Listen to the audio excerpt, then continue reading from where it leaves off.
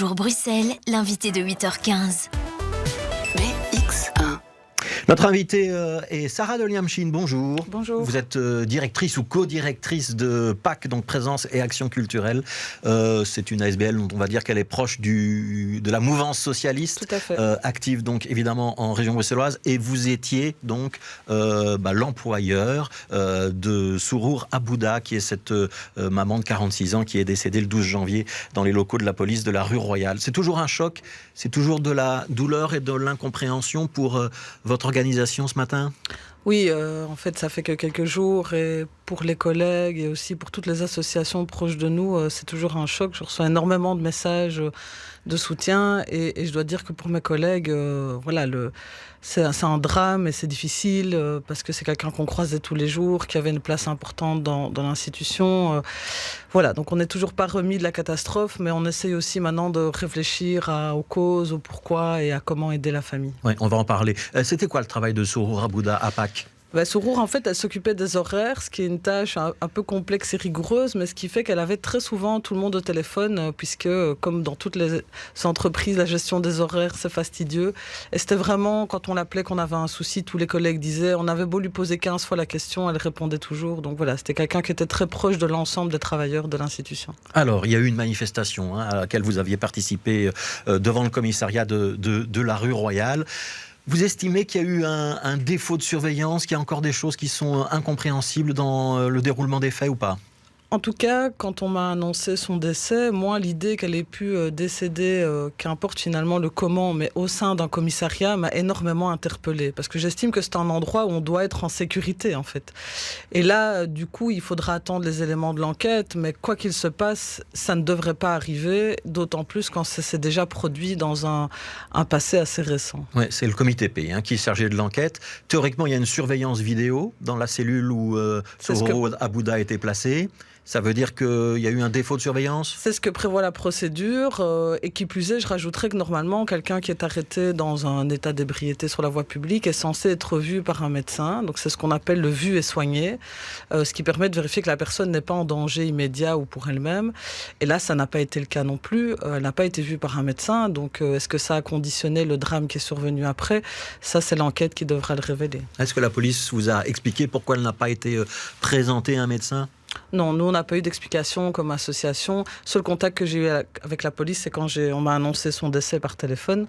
Depuis lors, je pense que c'est plutôt l'avocate qui est en contact et je pense que les éléments arrivent petit à petit. Ce qui rajoute pour la famille beaucoup de difficultés d'en apprendre par petits bouts. C'est assez dur pour eux. Le fait qu'on ne présente pas des personnes interpellées pour ébriété ou un état psychologique un petit peu compliqué sur la voie publique, c'est quoi ? C'est parce qu'il n'y a pas de médecins dans les commissariats, c'est parce qu'il faut emmener ces personnes dans les hôpitaux et que les policiers n'ont pas le temps de le faire. C'est quoi l'explication ? Oui, l'explication c'est celle-là. C'est si on devait amener toutes les personnes qu'on prive de liberté, même pour des raisons administratives à Bruxelles, voir un médecin, les hôpitaux seraient encore plus saturés. Si vous avez déjà fréquenté les urgences des grands hôpitaux bruxellois, publics qui plus est, c'est vrai que c'est des conditions de travail très, très difficiles au niveau des urgences. Et donc, si on estime à première vue que la personne n'est pas en danger, qu'elle ne porte pas de blessure, on ne la présente pas à un médecin. Donc effectivement, si on avait des hôpitaux publics et des urgences moins saturées, peut-être que ma collègue serait encore là et que je ne serais pas devant vous ce matin. Est-ce que ça pose la question, Sarah Deliamschin, de la possibilité d'apporter de l'attention à ceux qui sont en difficulté, qui présentent des fragilités psychologiques ou qui sont sous l'effet d'alcool ou de stupéfiants. On n'a pas les moyens de faire face à ça. Ça dit quelque chose de la saturation de nos services publics ou pas ? Tout à fait. Moi, je pense que là, on arrive à un point de basculement, à Bruxelles particulièrement, mais Bruxelles, c'est toujours le laboratoire du reste de la Belgique pour tout ce qui est inégalité sociale.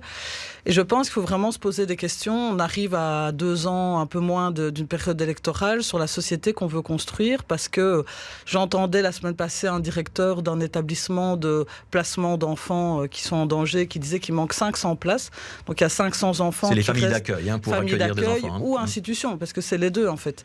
Et donc il n'y a pas assez de place pour accueillir des enfants qui devraient être placés parce qu'ils sont en danger dans leurs milieux familiaux. Il n'y a pas de place pour accueillir correctement les sans-papiers qui dorment toujours le long du canal et les températures sont à nouveau négatives.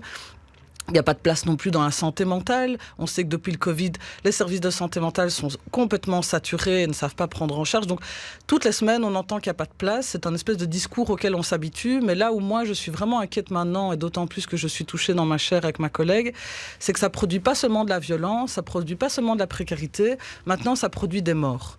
Donc, il y a eu un sans-papier qui s'est fait poignarder dans un squat, alors que s'il avait été accueilli par fait d'asile, il ne serait pas mort.